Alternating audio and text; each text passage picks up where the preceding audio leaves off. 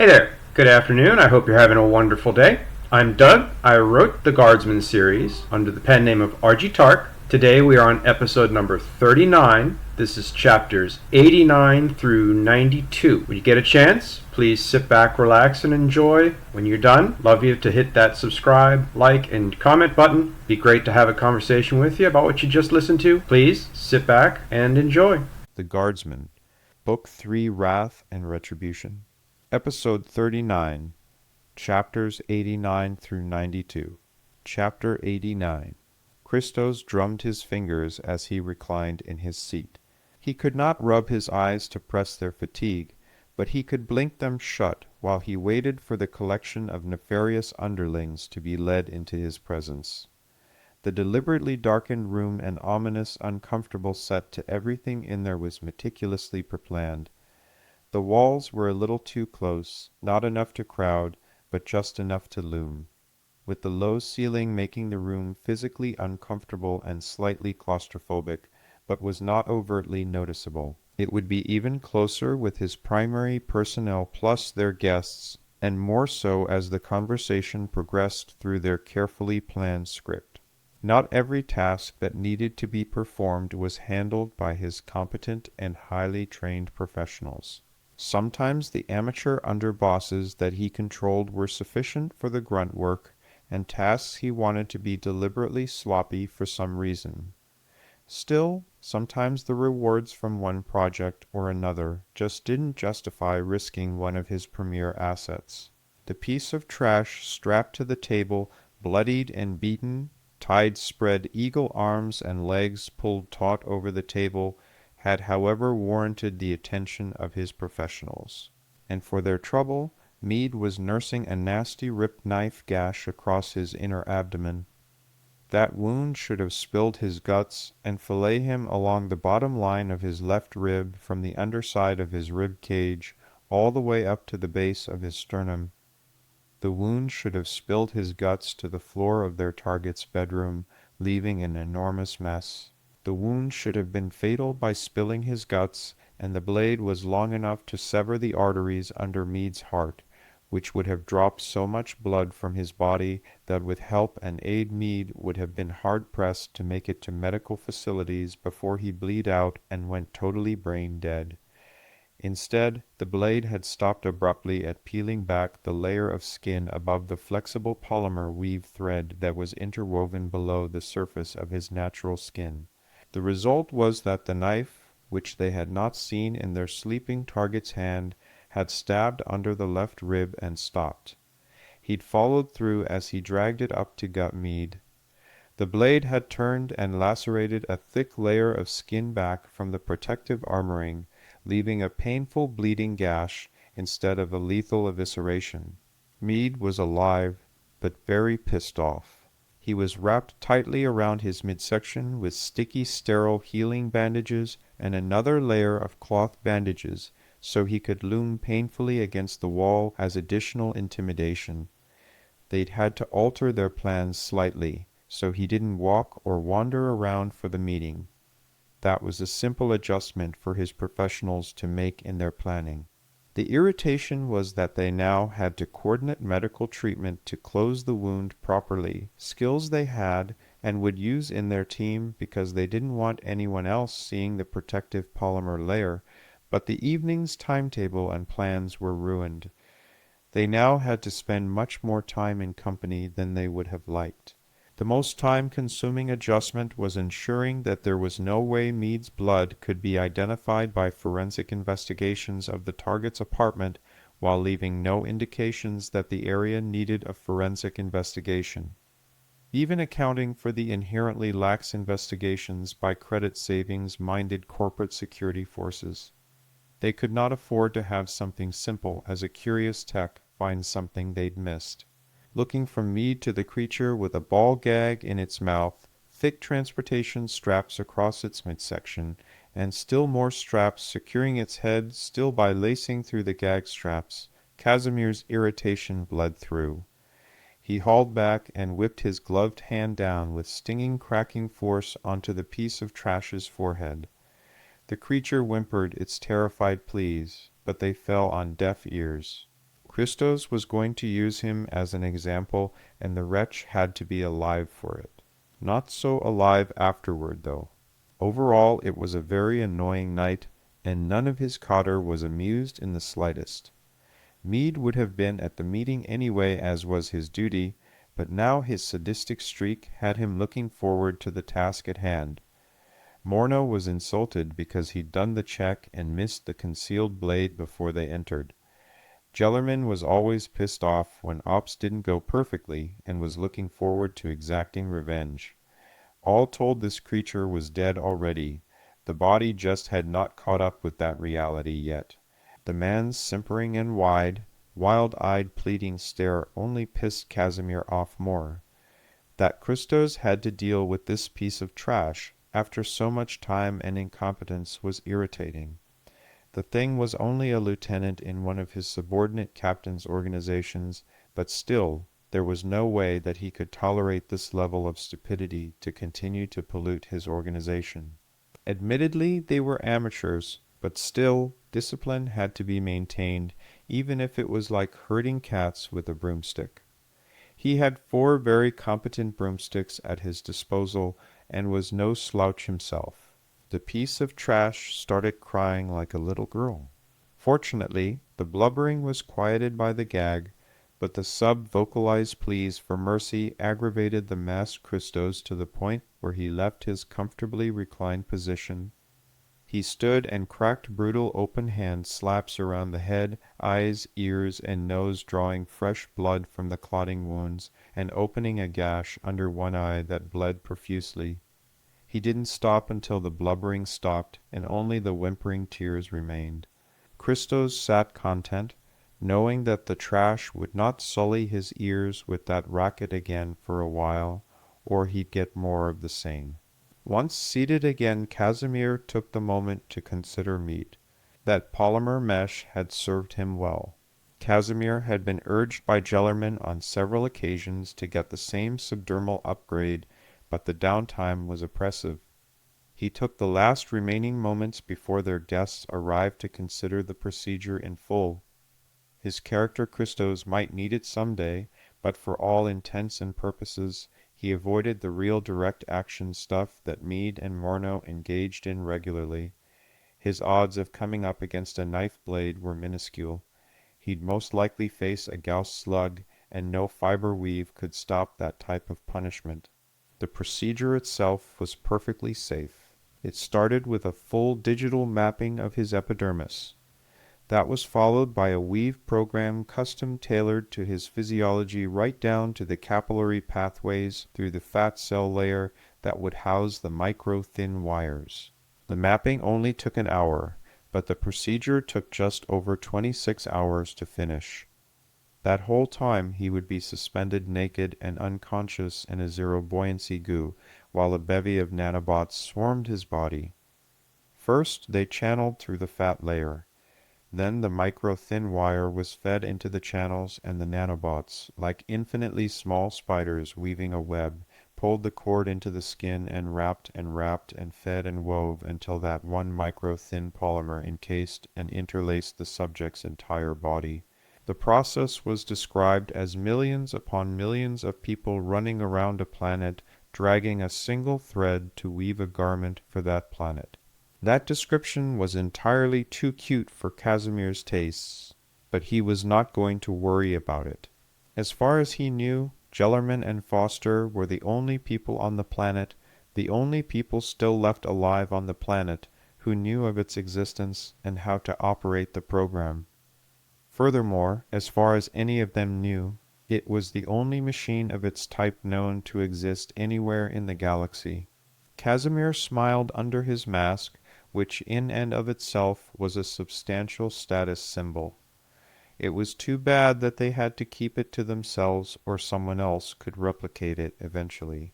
Status symbols were much more fun when they could be flashed in the faces of lesser beings. Still, he just didn't want to spend the 5 days that the procedure would take to recover. Morno and Meade had both responded when asked that it felt like their skin was on fire from underneath for the first 2 days of recovery. The second 2 days felt like the worst achy and irritable flu anyone without nano-augmented immune systems had ever complained about.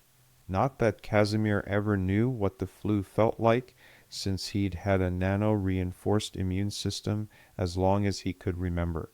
Casimir decided in that instant that the downtime was not worth the potentially small upside gain because his chances of ever encountering trouble that would warrant that protection were so tiny as to make them nil.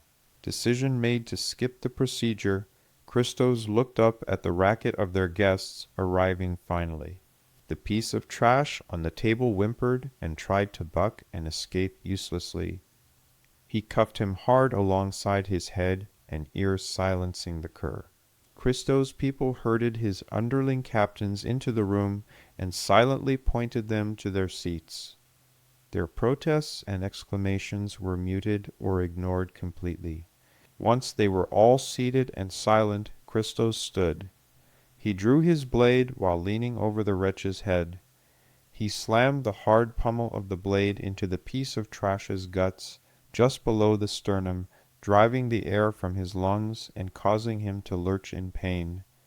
When his second blow landed like a judge's gavel, and then the third, the room was completely silent. Christos stood straight, reversed the serrated knife, and slammed it into the table by his seat. The wicked blade stood point down, vertically driven into the table, and was within easy reach once he was seated. He took a calming breath before he began. "Loyalty, gentlemen, loyalty and discretion are what I prize. Since you're all stupid beyond counting, that means keeping your gods-be-damned mouths shut about our business interests. That is what we prize in this organization." This fool gloated to some petty off-the-books business associates of his, while he was double-dealing with us all and endangered all our business interests. Because of his petty arrogance, he not only endangered all our business interests, but us all personally as well. In addition to that foolishness, his stupidity and arrogance led him to flee and abandon one of our warehouses full of our property. We lost quite a lot of credits thanks to this fool. If you catch any of your own men indulging in these fancies, I expect you to exact the same toll on them. For educational purposes, we will host a demonstration here for you all until you catch my meaning. We have a lot planned in the near future, so you will all sit through our demonstration and then listen to me very, and I mean very carefully. Number 3 you may begin, with the assistance of number 5 if it pleases him to do so. Christos stepped back as Morno and Meade moved into the head of the table like sharks circling blooded prey in their cold dead masks. Chapter 90. Persephone was positively giddy as she toured the upper 10 levels of her new project building. She had with her one of the finest young architects in the city, along with a phalanx of structural and civil engineers, and the top 5 of her project managers who were coordinating the interior demolition and cleaning of the structure.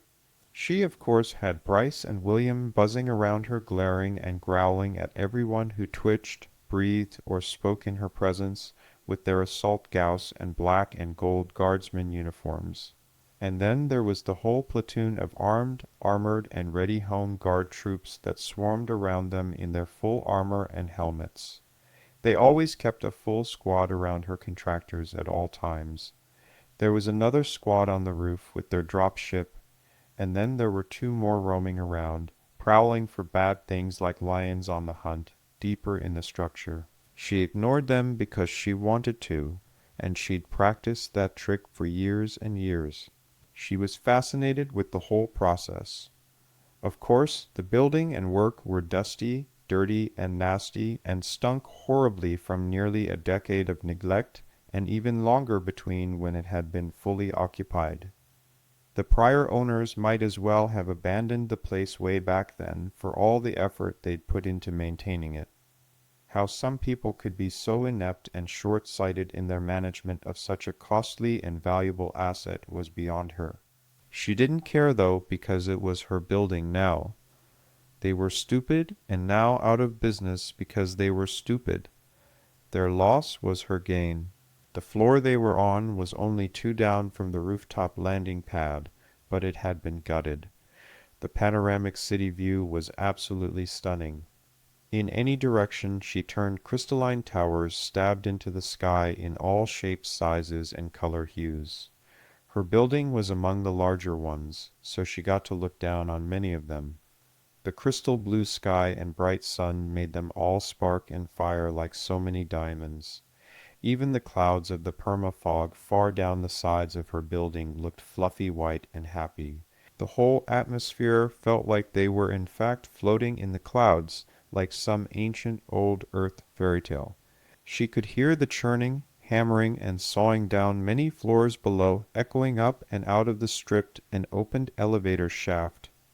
For some reason it was cheaper to strip out the whole elevator system and recycle the materials than it was to repair the old ones. If it made her school better, she didn't care, it was just money. She didn't see what other good all those credits were doing her, so she tossed them into her building and school. She did another full sweeping turn as the architect babbled about this and that detail, but she only half listened.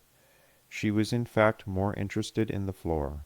She looked to her feet, entirely too excited to mind and heedless of whoever was speaking, and asked, "Why is the floor so shiny? It looks like polished rock." The graying fellow she recognized as the lead construction supervisor answered after looking around at the silenced cohorts, "It basically is polished rock, Lady Persephone.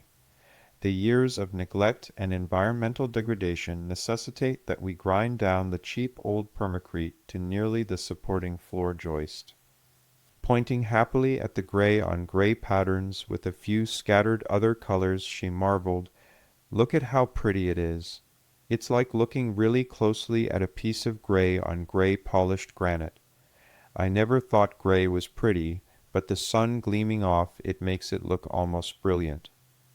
She started to realize her lead contractor had no imagination when he replied, "Actually, Lady Persephone, those are water stains and indicative of poorly coordinated initial construction practices that water was allowed into what should have been an enclosed structure when they poured the permacrete.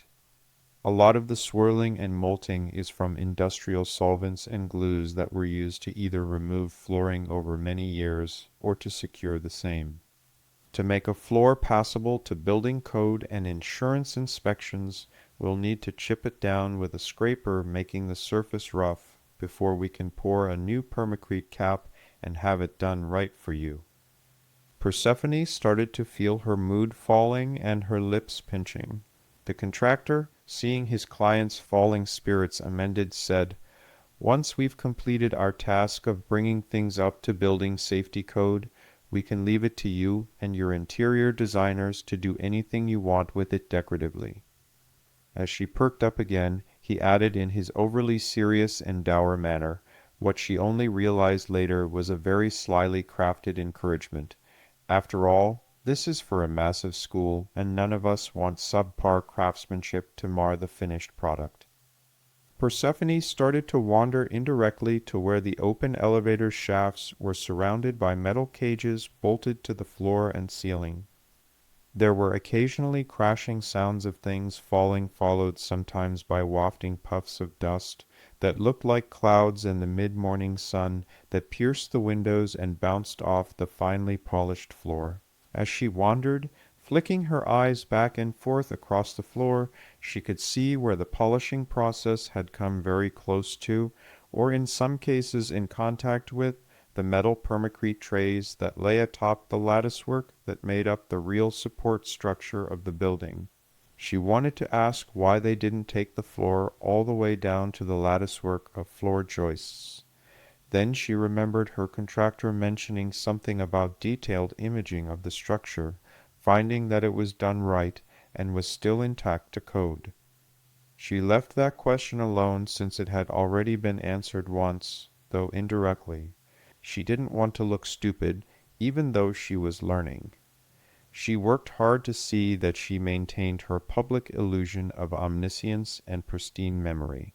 Instead, She changed direction and wandered towards the stairs that would take them to the next floor down. She looked around the windows as she stepped carefully. When he approached, she asked Major McKinley, "William, I'd like to ask a question of someone young. I don't suppose anyone in our employ for this project is younger than me. Could you please ask our escort squad leader to take care of that?" He voiced his crisp reply, "Yes, ma'am." She wandered around the steel cage bolted floor and ceiling to where the walls around the stairwell should have been. She ignored William as he looked straight at the Home Guard squad leader who was trailing behind them to keep an eye on all his troops. She didn't bother watching the crisp exchange of salutes as they did their soldier things. In the time it took for a name to be called over the Home Guard squad's net, one soldier from her left pulled out of the formation. Like an amoeba, the rest immediately stretched and covered his movement to complete their ring. The soldier slammed to a halt in front of her, saluted crisply with his weapon vertical across his face, and dropped it to rest after her head nod. As she was thinking about how to phrase her question, the black-on-black soldier jumped slightly, slapped a gauntlet to the underside of his helmet, and ripped it off. He quickly dropped to a braced position with his weapon, but on the floor at his feet and helmet in hand straight down his left side. He snapped, "Corporal Raymond, reporting as ordered, ma'am." He was young, but he had a hard set to his eyes that was common among her family's personal battalion. He would not be there unless he'd fought valiantly and shed blood for her family in the first place. That was a prerequisite for the posting. It always ripped her heart out to see their shattered youth up close, though. She sighed before relaxing and asking, "Corporal Raymond, do you like this view?" Mechanically and without looking he answered, "Yes, ma'am. It's very nice, ma'am." She sighed in irritation before correcting him, "No. Stop and look out the window." Clearly uncomfortable at being ordered to turn away from someone of higher rank who was addressing him, he haltingly turned to the nearest window. She asked, "Do you know why I asked for the youngest, Corporal Raymond?" The corporal snapped, "No, ma'am. I wouldn't guess, ma'am." Pinching the bridge of her nose in frustration, she took a different tack. "Corporal, I'm ordering you to relax for the next few moments and forget you're a hegemony soldier. I asked for the youngest because you're closest to school age. This building is going to be a school. You have heard that today, is that correct?" The young corporal barked, "Yes, ma'am." She was not going to get him to relax, so she just asked, "Corporal, did you know that this floor is going to be a study hall or library for the school's students?" Turning from the window, looking confused, the corporal asked, "Ma'am? Why?" Irritated by the dogma, Persephone snapped but caught herself and only grumbled, "Because I want it to be built like that. That's why." Thinking it was a personal rebuke, the corporal snapped to attention. Still facing the window, she told him to look out. "Yes, ma'am." She was getting frustrated now. She could feel the shuffling and breathing of her contractors behind her. She asked directly, "Corporal, would you have liked to have had a window in your school?" Confused to the point of forgetting his military bearing, he turned looking over his shoulder at her, and with a rising question in his voice, he asked, "Ma'am?" Persephone droned out with an exaggerated calm, "I want to know if you would have liked to have had a window in your school." After she asked, she had to stop and wait for several moments, but she stood her ground patiently before the corporal answered. Corporal Raymond carefully agreed, "I suppose so, ma'am." Shrugging while looking back out the window, he added, with a little of his personality showing through the military conditioning, as he nearly whispered conspiratorially, "Didn't ever see da sun till I was in basic. Them open spaces scart da hell outta me when I got into dat big ass field dat first time." Remembering where he was, he snapped back to rigid attention and barked, "Ma'am." Persephone happily quipped, "Perfect answer, Corporal. Thank you very much for your honesty and your time."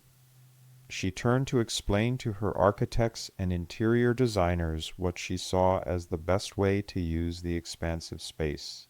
Behind her, she heard one of the Home Guard squad snap out loud instead of over their squad net. It was a voice that belonged to the corporal's team sergeant. "Put your helmet back on, stupid." He was probably snapped at because without the helmet on, Corporal Raymond could not hear squad commands. She wandered around the cage to the opening for foot traffic down the stairs. She asked over her shoulder, "All the crashing I'm hearing, what's that?" Out of the corner of her eye, she saw her lead contractor wave his hand to one of his crew so he could answer. "That is the crews below us stripping the waste materials many floors below. Then they are plucked by pushers and pushed down the open elevator shafts. Piles are forming at the bottom of those shafts and more pushers moving them to the next shaft and so on until they reach the warehouse levels." She corrected happily as she stepped down the shaft behind several of the security detail, the sports complex levels. Uncomfortable with the varied terminology, he continued with her correction, "Down to the sports complex levels where we have our recyclers set up. They are stripping the metals from the waste for recycling with our equipment. The walling material is chunked, scrubbed, and reformed into fresh paneling. We also receive all of our new materials down there." As she stepped out onto the next level down, after her slow descent, she asked, "How does your equipment move from floor to floor without elevators?" Her lead contractor actually chuckled for the first time. "It walks." When she looked at him like he was crazy, he elaborated, "Lady Persephone, they are specialized pieces of demolition equipment. They routinely need to change floors, so they have special legs and grips that safely lower and support them to the next level down shafts without falling." She chirped happily, "Neat, I want to see it all." Major McKinley grumbled next to her, "Every stair we walk down is a stair we need to walk back up later when we're all tired and grumpy." He was being boringly pragmatic to needle her, obviously referring to her specifically instead of a plural we. She huffed, spoilsport. She was enjoying herself entirely too much to get frustrated or the least bit unhappy by his grousing. Chapter 91. Persephone had finally cajoled her mother into letting them back into her library. Samson reclined on the right side of the lounge, with the back against his left shoulder. Persephone reclined like a curled cat against the other arm, and her bare feet draped over his legs. It would have been perfectly relaxing had the final promise Persephone made to get in there not been that they would only read reports from their offices for the duration of their stay in Saline's library. The matriarch of their house was not going to let Persephone forget her place in the scheme of things. Nor was she going to allow herself to forget Persephone's game in this very same room. The brilliant sun over his shoulder falling straight onto the report he was reading made it so much easier to tolerate than doing it in his office. He still could not grasp how or when CEO Kroinos managed to run his assorted corporations without being buried. Samson sure as heck could not grasp how Lord Kroinos managed to govern and manage the disparate commercial and military interests of their far-flung hegemony. He made a note to himself that he would have to ask Guardsman on CEO Kroinos' guard detail about how he spent his day and organized his time just so he could spy on the boss and learn his tricks. Samson had so many reports to read on his and Grant's desks that he could have built a throne out of them. Persephone was likewise reading reports on everything from security system malfunctions to petty vandalism to murders to counterintelligence activities to external corporate empire threats. She flipped back and forth a few times to different pages in the same report, before retrieving one she'd already finished from the stack on the floor. He watched over his own report as she flipped through the retrieved one and replaced it with a different report from the stack that was lying on the floor. She continued sifting through it, reading work reports with him, while lounging on opposite sides of a couch with her feet up on him. She was comfortable and relaxed, but had a busy set to her brow and eyes as she read 2 reports at the same time, flipping between the 2 of them. She casually tossed one of them to the floor with a sour face. Samson looked up at her attention-demanding huff and didn't want to ask. Instead, he bored into the annoyance of tracking a lagging academic standard at the academy. While he was flipping a page, Persephone huffed again, not so silently demanding attention. When she had it, she asked cryptically, "What was the name of that guy you told me about?" Still functioning with most of his brain in his own report, Samson was a little put off by the question. He was partially disinterested in the lack of a real question.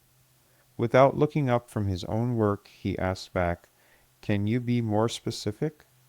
Pausing in irritation before shaking her head and realizing she gave him nothing to even guess about her question, she took a moment. She cocked her head to the side and thought for a second before saying, "A year, gods below, it was longer than that. No matter. However long ago it was when I first snuck out to meet you at your apartment. You were filthy from working for a week on a case. You told me all about it while we were eating dinner. Well, no, I guess it was breakfast together in your apartment. That was long before Bryce even found us. You were digging in the garbage and hiding in the warehouse, tracking a guy down." She flipped the report closed and tapped her pen that had appeared out of nowhere on the cover. "You said a name. What was it?" She had an answer in her head, and she was fairly sure of it. She was using him to confirm what she already knew. It was why he didn't bet with her. She didn't bet unless she had already rigged the outcome. He decided to call her bluff. Playfully pulling her toe as he folded his report back over his chest, he questioned, "Persephone, you are interrogating me?" Persephone requested, "I am for a reason. Play along, please." Samson decided to humor her. "His name was so long and odd, I do not think I'll ever forget it. It was Quidir Dardan Kimikin Dardanos. He was some petty criminal that Mario's client wanted to be located and tagged. Why?" Nodding like it's nothing, Persephone commented, "Oh, I ask because he was found severely beaten, tortured to death, mutilated post-mortem, and nailed crucifix-style to a wall in a mid-level commercial area. They used an industrial railroad spike gun to fire the 25-centimeter rail spikes into the walls through the gaps in his arm and leg bones." Samson cringed at the thought. That's sort of a gruesome statement. Disinterestedly, she shrugged. "True. It was done sometime during the night when the commercial strip was closed. For some reason, all the security cameras and electronics glitched that night without a single failsafe being tripped to. That's what I was looking back to on that second report when I recognized the address between the 2 reports. He was nailed to a wall facing us. This building, I mean. Not 15 kilometers from here and in the direct line of the morning's rising sun. That's something of an odd statement considering the text on the walls in the victim's own blood. The sun sets soon." Samson shrugged easily as he considered. He was important enough to end up in your hands as Director of Intelligence, so he was important enough to run a post-mortem memory scan. "What did memory analysis tell you?" Nonchalantly, Persephone quipped, "It didn't." Looking up in interest, Samson asked, "How so?" "Those tests can pull memories out of brains for up to 48 hours after death. They are expensive as all get out, but you could pull the last 24 hours of life out of a corpse in that condition, and after the hours hanging before your report filer found him and filed, sending it to your desk. Persephone sighed at the horrors she'd been reading. Whoever did it knew enough to inject the brain with sulfuric acid through the ears and nasal cavities. They apparently applied the industrial-grade acid liberally yet carefully enough to destroy every connection of value, while artfully leaving the shell intact for morning commuters and shopkeepers to find. Pausing at the image, Samson thought for a moment before he muttered, "Oh, that sounds gruesome." Persephone droned, emotionally empty. "Thank you. It is. There are pictures. Do you want to see?" When she saw him shaking his head no, she continued, "I'm not going to be sleeping for a month, thanks to this." She paused for a moment. Samson lifted his knee and her legs draped over his, shaking her slightly. "Penny for your thoughts?" She shook herself out of her introspection. "I'm just wondering if you still have connections with your old boss so that we could get a look at his records." Shaking his head no, Samson corrected. "No, neither one of us can do it. We are both too high profile." He shifted into his alternate intelligence network skullduggery mindset and diverted her. "We probably need to keep being seen doing our normal routines as if we didn't suspect anything, playing dumb and unaware. I do know one skulking belly crawler who could do it, though." Curious, Persephone asked, "Really? Who's that?" Samson shouted at the closed door, "Bryce, get in here!" Chapter 92. Casimir hated explaining himself to morons. Unfortunately, these morons were not professionals who followed orders with ruthless efficiency and violent initiative when the fluid situation needed adjustments to the plan. They were not men who understood his intent implicitly. The 5 captains he'd allowed at the table, in a different building than their last meeting, and in a starkly different openly comfortable room, sat comfortably in plush chairs. This time they had warm lighting, with catered appetizers and small drinks like single-serving wines and soft drinks that could be found at any corporate board meeting. The difference was that those meetings would typically be held at a much higher level of the building. It had only taken a modest amount of time to prepare and clean this rented conference room to meet his needs.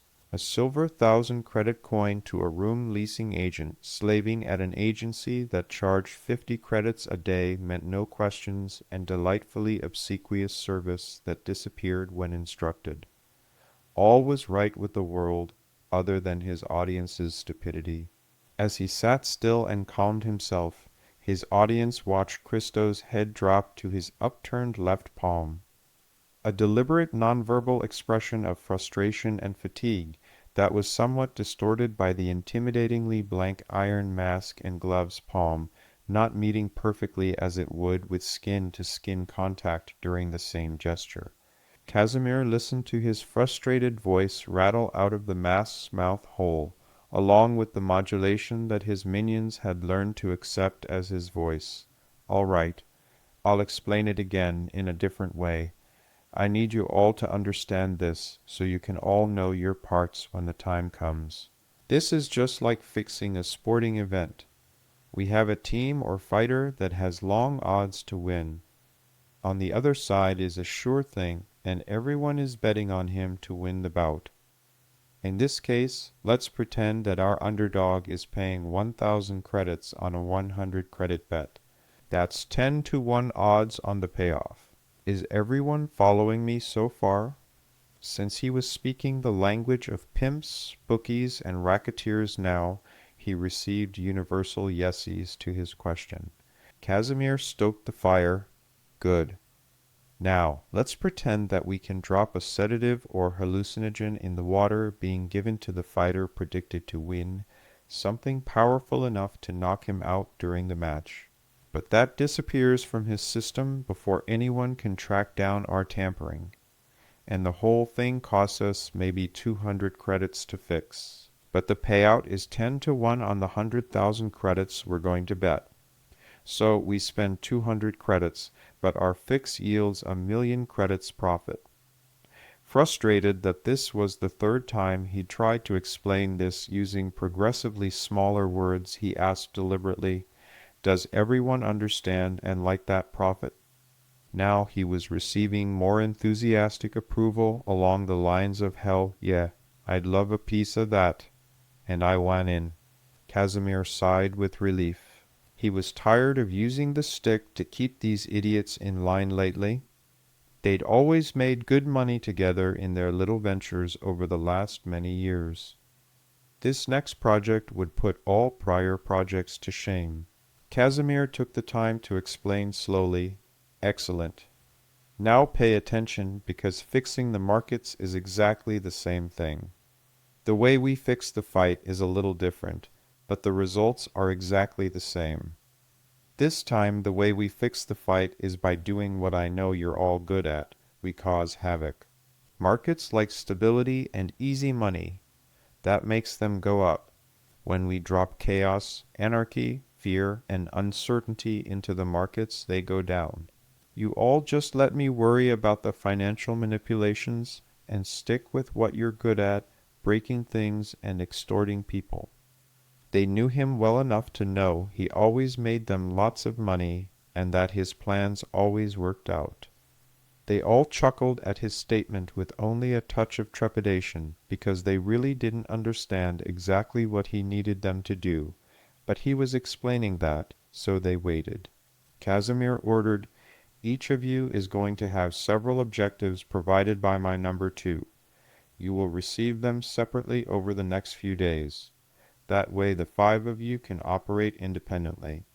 For the last few weeks I've been placing substantial amounts of coin into, betting on the underdog. That will continue over the next few weeks as we continue to fix this event. The payoff in this will be between 7 and 10 times what we invest, since we are betting on the underdog. Since we are fixing the fight, there's not the risk that makes it into gambling. We're just going to cheat." They actually laughed their sinister little laughs, beginning to like the idea. Christos remained silent as they bounced frisky and happy at the prospect of becoming some of the wealthiest people on the planet. Then he poured more fuel on the fire. "That's right, gentlemen. Think about it. The 6 of us are the most powerful men on the planet. We could control everything. We could crush the rival organizations with our own private army. With that much money and power, we could rule this world like the kings of ancient Earth." He sneered into their avarice leers. "We'll slice everything up like a pie." He didn't bother mentioning that none of them would live to see that day, that they would all be disposed of and replaced with his own inner circle long before that slicing day came to pass. He just fanned the fires of their greed and deliberately let it blind them all. He wanted his blunt instruments as excited about the prospect of smashing things as possible. It was difficult to mime sarcastic disappointment with his facial expressions obscured and voice modulated through the mask. Casimir felt his Christos persona managed to pull it off reasonably well. "Now, I'm sorry to inform you all that there will be a cost after we've finished our chores in the coming weeks." That got their attention, and they all dropped their good spirits and smiles, suddenly flagging emotionally just as Casimir wanted. He continued his showmanship, struggling to sound depressed, though he was smiling ear to ear when he said, "After you do your jobs, well, the power will be out." They looked at him strangely, having not seen their assignments. He said mournfully, "With all the power out, this poor city is going to fall into chaos and fear." That got their attention, so Christos struck hard, "And we're going to drive it. We're going to rip open the shops and warehouses. We're going to steal everything we can get our hands on." They liked this plan now. He goaded, "We're going to rob the banks and stores and corporations. We're going to whack our rivals so hard that they will run from their own territories, abandoning their strongholds to us."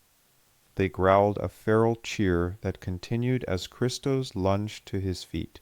Leaning forward, he challenged, "We're going to smash those bastards back to the Stone Age. We're going to turn this city upside down and shake every bloody credit out of its pockets, and then we're going to scoop 'em and keep 'em all." They were excited now. Christos roared back at them and pumped his own fist excitedly. He never bothered to mention that he emptied their syndicate bank accounts that morning and was in the process of sending every penny credit they had to Lennox and Stewart to short Kroinos Generation Holdings. Thank you very much for your attention. Appreciate your listening. When you get a chance, please come and hit the like, subscribe, leave a comment, and check out the book for real down in the description.